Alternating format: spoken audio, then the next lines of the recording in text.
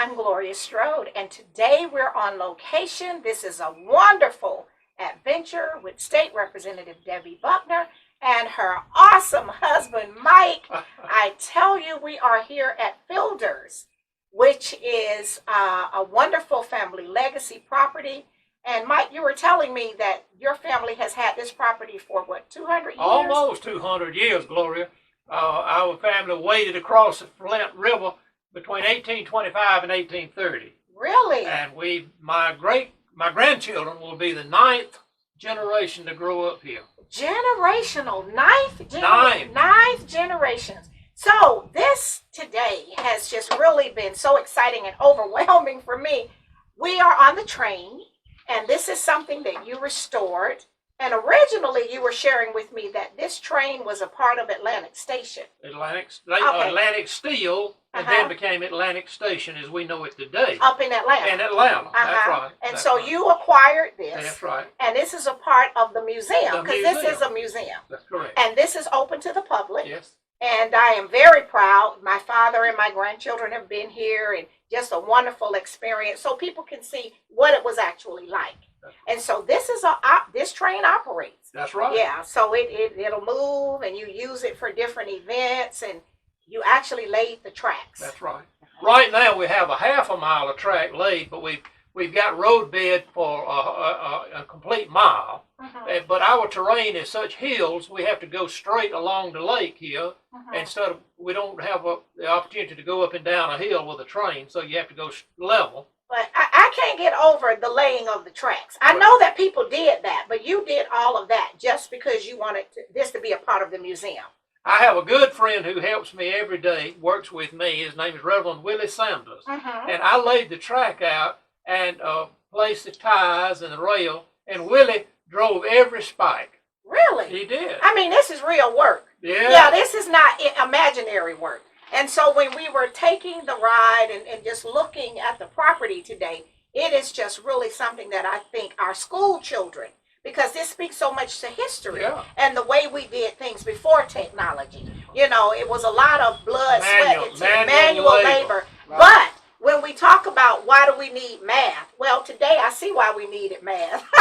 You needed math because you needed to be able to measure the rails and all of that. So we used a lot of math in practical life in our old days, because now even we have, they don't have to learn how to tell time. You know, everything is digital. So right, Gloria, the rail is actually 4 feet 7.5 inches apart. See, that's a math test. And then we have to grade the track so that we don't have over 1% grade, and that means 1 foot every 100-foot rise or fall. So you have to use a lot of math in laying out the track. See, and that's why that's important for a field trip. So what were you about to say, Representative? Well, if that 7.5 is all, the wheels on the train won't fit and won't stay on the track. So this is all you're doing in your head. You don't have a calculator. No, I don't do computer. I got a folded rule. Really? That's what I use. But no, that's how we learn the real skills. Yeah. You know, because of course I was in school before we had the computers and all of the calculators and everything. We had to do it by hand with paper and a pencil. So now you're still using that method, and it works. It works. Because this train will move up and down this track.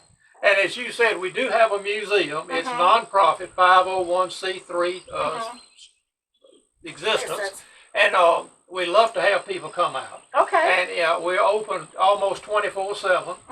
And we just like to share it with people. And especially during the harvest days at first weekend in November. And we also do the Polar Express at Christmas time. Well, the harvest days is what my father came to, and my grandchildren, and he was just so overjoyed because it brought back memories of when he was a child. So you have people out here doing all kinds of things at harvest days. And we say that we try to do the sights, sounds, and smells of a bygone era. Sight, sounds, and smells of a bygone era. I like that. So that's your marketing piece. Okay, so what are we seeing and doing and hearing when we're here at Harvest So Day? when you come in November, you will be able to see them grind sugar cane. I love sugar. And make cane. syrup. And you will smell them cooking the sugar cane juice into syrup. Here, right here. And you can hear here and and there's a smell of freshly sawn lumber, Pine log, trees. pine tree, So we taking Into raw lumber. pine trees, Logs. and then Make they a get log. to making them see. into lumber. Really? Yeah. And then you can go to the mill, and you'll not only hear the sound of the stones turning and grinding, And the water. and the water Power. moving through, which is the power to make the stones turn. You'll hear the water, you'll hear the stones, the whirl of the stones, and you'll smell those Fresh. grits being freshly ground, or the cornmeal being freshly ground, and it's a smell like you don't smell it in the grocery store. And or when it's you open- real. It's It's real. not where we've gotten it from a factory. No. Right. And this is all of the hard work that our ancestors had to put in to just get all of those things that we ate.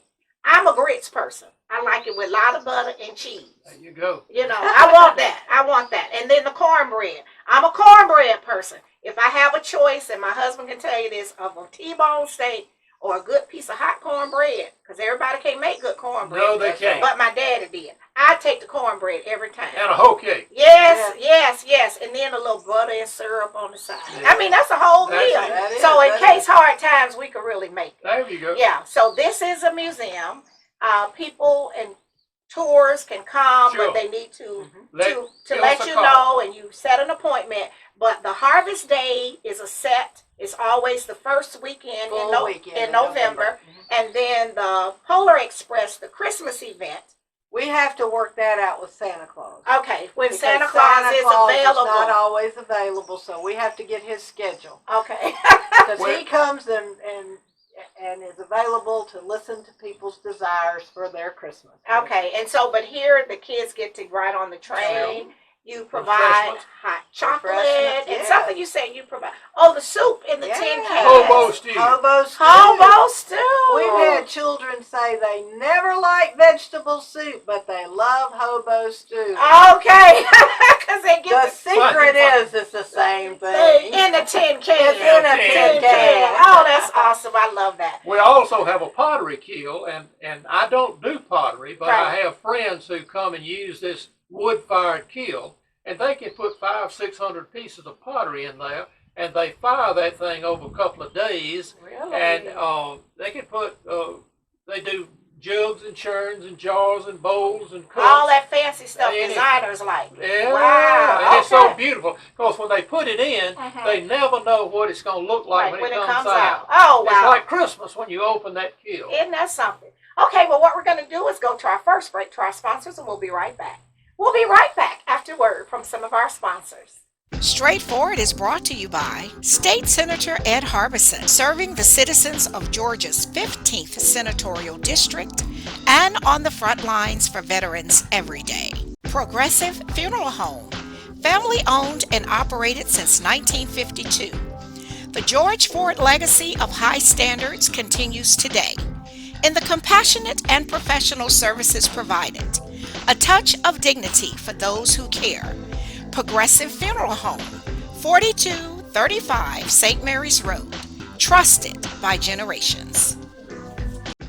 The Columbus Memory Center, 7196 North Lake Drive, Suite A, Columbus. Dr. Jonathan Liss is a board-certified neurologist and sleep specialist committed to battling Alzheimer's by preserving independence, offering you the opportunity to get your memory number for free, the only vital sign for brain health. Call today at 706-327-4000 or visit columbusmemorycenter.com.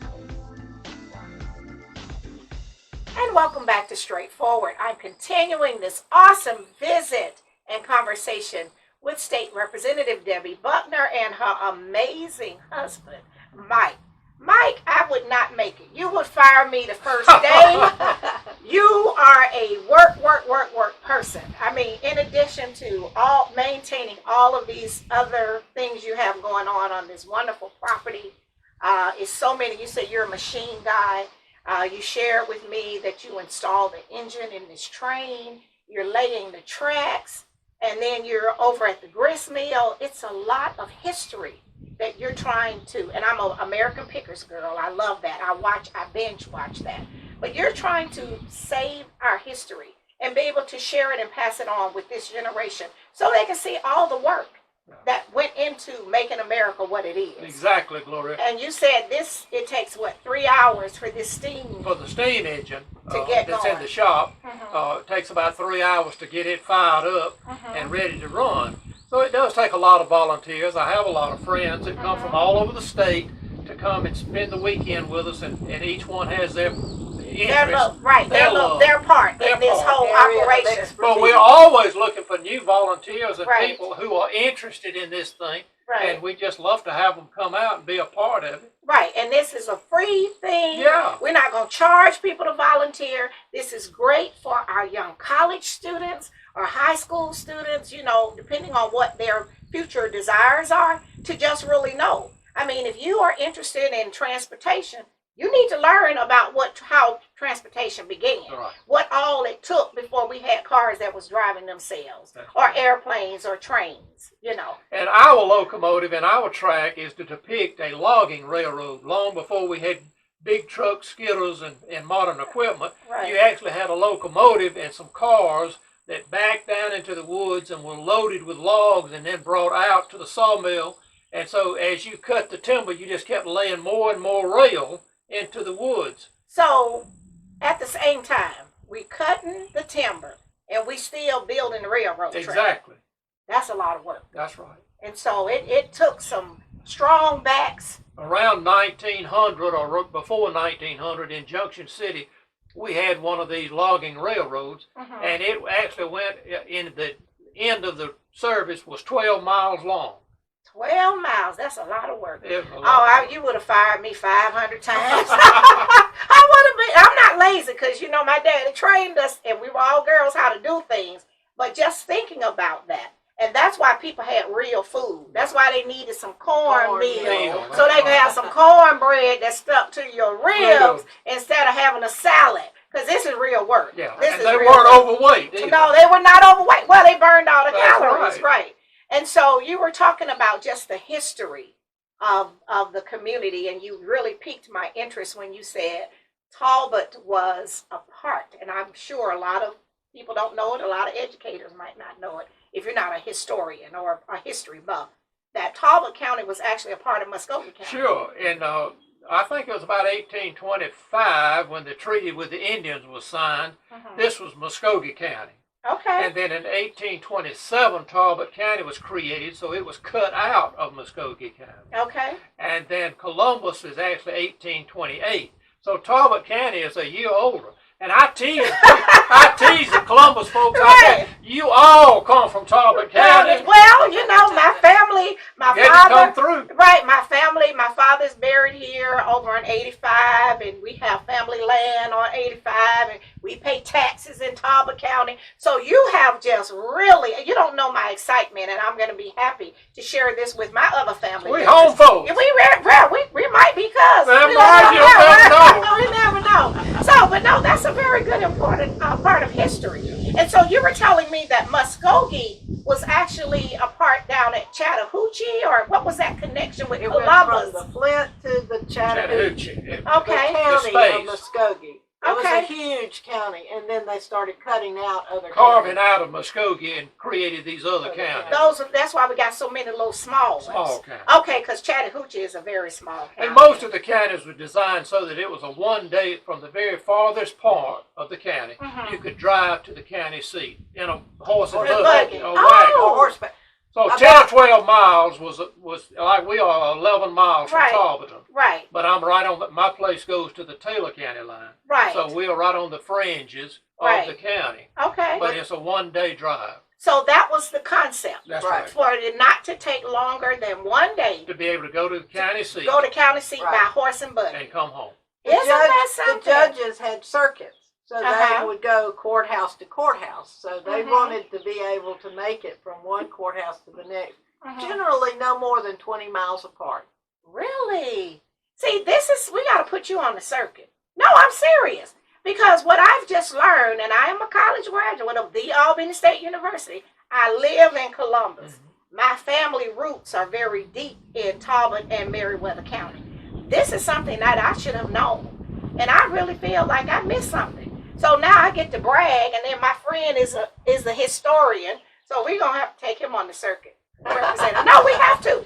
No, because this is the stuff that our students And we don't should want know. to forget. We want We, to pass we it don't. on. We Pass it have on. to respect our history and our legacy. That's right. That's very important. Absolutely. You have to know what people, the blood, sweat, and the tears. It was all put of it- into this. Yes, and so what we have to do is just make a concerted effort to get the word out. And then this is free. So people can make an appointment, bring the school children Sure. here. And we need an appointment now. You just can't show up on any Sunday. Only time you can just show up is when we're having the Harvest Harvest Days. Day. And that's November 4th and 4th 4th 5th. and 5th. And 10 from to 5. 10 to 5. And then anybody can show up and they're here. Glad to have them. And you said they have barbecue. Yeah. Yeah, our local fire department in Junction City is all volunteers. So they Mhm. cook barbecue and they sell that. That's their #1 fundraiser for the year. But you can bring your own picnic. If you want to bring your own cooler, bring it. Okay, and then just get your little picnic, Picnic spot and make a day. Enjoy yourself. Exactly. And so maybe we can get somebody to bring some of our seniors. I gotta ask somebody about that. Because my daddy enjoyed it. And so this is a part of what a lot of them remembered from a child. So that would be a good thing. Well, what I didn't know, Representative Buckner, is that I didn't know, and I've missed it because when my family came, I didn't come, because it's usually the weekend of Fountain City Classic and the Steeplechase. I didn't realize that I could be here on a Sunday. That's right. So, no, I can't come to Saturday, but I can come on the Sunday. And Gloria, we have a little church service up in the yard up there. I have an old church steeple. That's another story. Oh, we got to get a picture of that. But Okay. anyway, we have a church service there in the yard from 11 to 12 and a gospel group. Mhm. And so we welcome. And if you come to church, you don't have to pay anything to get in. It's free. Free. Right. They don't take it off. Right, we And don't take an off. offering. All right, whosoever will, let them That's come. it. All right. Okay, what we're going to do now is go to a break to our sponsors, and we'll be right back. Thank We'll be right back after word from some of our sponsors. Apple Tax Services for the best in tax preparation. 7413 Whitesville Road, Columbus. Call for your appointment today at 706-243-2590 or 706-243-2595. And remember, an apple a day keeps the audits away. The law offices of Siobhan S. Thomas and Associates, 201 9th Street in Uptown Columbus, 706-350-7232. A veteran-owned law firm dedicated to equal rights and justice for all. Make Siobhan S. Thomas and Associates your first choice for legal services. Visit SiobhanThomas.com. The Miley Agency, 4903 Armour Road. Gerald L. Miley and William Ripsinger have been providing comprehensive reviews and insuring families in Georgia and Alabama for more than 50 years. The Miley Agency will work non-stop to find you the best policy at the best price. You can rest assured that your information is secure, confidential, and protected. Call today at 706-996-2045. And welcome back to Straightforward. I'm continuing this wonderful conversation and visit with State Representative Debbie Buckner and her amazing husband, Mike. Mike, you are the man. I mean, you do it all. You building train engines, you laying the train track, you running the mill. I mean, it's just... Well, it's something you love, Gloria. Well, when it's your passion, you can do it, It's not and it's work. a labor of love. It's not work. I will receive that. But I did want us to, just before we run out of time, touch on that people can make donations. This is a nonprofit. There is no donation that's too small.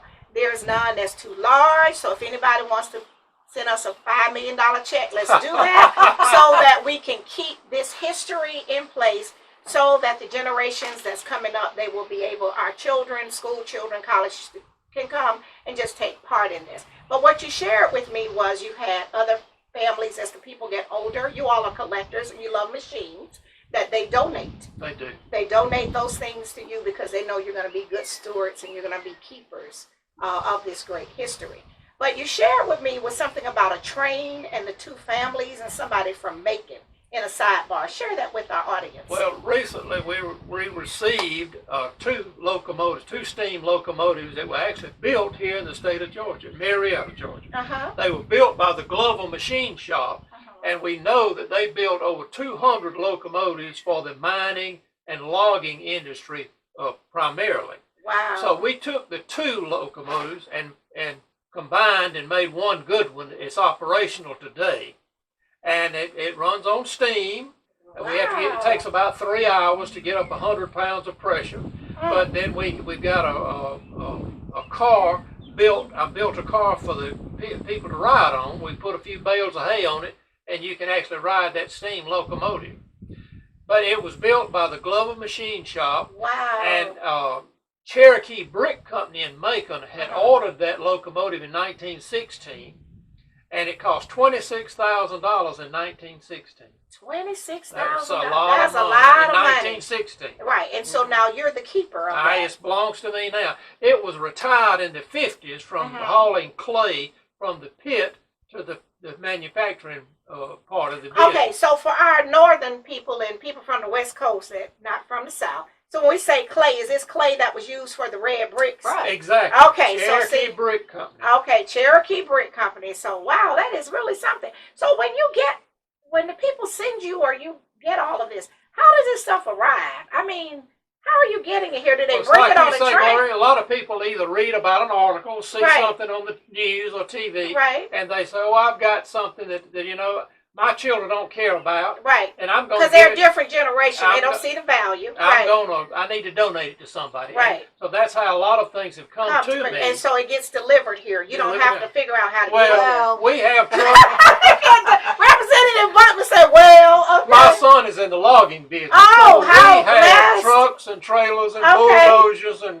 loading And equipment. you got to figure out how to get it, and you will not let If if it's got wheels, you it get can roll it. I can roll it. But I we love want to that. make real clear, it Mhm. is going to the museum. Right, exactly. He's just the keeper. He is the keeper, the repairer, the maintenance man, Yeah. and takes care of it and loves it like the family did that gave it. But it is going to the museum, That's right. which Right. is a not-for-profit. Exactly, but that's a lot of work. Yeah. So you put together this car that the kids can ride in. Mhm. And that's the other thing. I asked Debbie this morning, I said, I'm sorry, Representative all right. Buckner, I mean, that's your other life. But weddings, birthday parties, and you were saying, we were talking about Thomas the Train. Boys, this would be a great thing if you have, or girls, if they like trains. Right. They can arrange a birthday party here, but you need to call ahead, no last minute, because this is a busy place here, and weddings and all of those birthday parties, family reunions. Yes, People can come absolutely. here for a family reunion. And Gloria, our museum is more of a hands-on situation. It's Mhm. not gated where you can't touch, Right. you can't go close. I want you to be able to feel it, touch it, walk on it. To have a be real careful, but a real experience, Yeah. like today. Yeah. Yeah, we went on the train up and down the track. We're sitting here having this And conversation. if somebody wants to come help lay some rail, I'll let them drive by. Yeah, no, it's to just See? see. Yeah, I think it would be a great thing for students. And we got sometimes kids Community service. that's what I was going to say. They might get off the track on something. Well, let them go out into the museum and put in a day's work. Community service. Exactly. So, I mean, that's a good option, for the people that's watching that might be working with adults and kids that, have had some challenges. This is a good place, and it makes a difference, and it's helping to preserve history. Sure. Yeah. So, before we run out of time, what is it that you would like for people to know? If they want to send a check, they want to make a donation, they want to volunteer, we want people to help us keep this legacy. This is a very rich history. I am just looking around and just some of the things that I see. I know the designers, and we're not talking to the designers. We're not inviting you. We want you to come visit, but no, you cannot have these items No pickers allowed. No pickers, not for those high-end designer projects. Restaurants. Nothing for sale. Nothing for sale. Yeah, and fabulous houses. They want a lot of this stuff to put into those. But how can they reach you? What's how we Well, reach you? first of all, put the first weekend, November 4th and what was it? Well, 4th it'll and be 5th, Saturday and the Sunday. Saturday and the Sunday. We got Put that church up- here too. Right, we'll Yeah. have church here, so put that on your calendar. If they have questions, they can call 706 Okay. 269 3630. Okay. And you can get whatever information. we need to supply And you. if We'll be they glad want to do have that. a wedding, family reunion, kids' birthday party, they're going to call that That same number, number. And 706. based on what's on the calendar, now we can't be doing it on the harvest days. Right. And then our Polar Express for Christmas, that is all dependent upon when Santa is going to be in the That's area. usually Right. about a week before Christmas. Okay. And we usually post that on On the Facebook. weekend. Okay. All right. And so we want donations. There's none too small or too big. And so for those that can write the $5 million check, let's do that this week. And we're going to want them to call ahead. We want a bank instrument. So we know when we go put the money in, it's good. So we do want that. And we're just glad that you came to Patchalaggy Museum. And that's the name of it? Patchalaggy is a Creek Indian term that means pigeon roost. Okay. And the Patchalaggy Creek starts on our place Okay. for about 2 miles, and then it flows to the Flint River. Okay. And so the Flint is all the way down to Montezuma That's right. and Albany and all Our of place that. is right on top of the fall line. Some of it drains to the Chattahoochee, but the gristmill goes to the Flint. Isn't that amazing? You are a subject matter expert. I thank you all so much for doing this today. This is part 1 of our visit. We'll be having part 2 at the gristmill. Thank you so much. Thank you, Gloria. All right. This has been straightforward. If you don't stand for something, you will fall for anything. Until next time, be blessed. What up, world? What's up, Columbus? Be sure to tune in every Sunday, straightforward, with Gloria Strode, right here on NBC 38.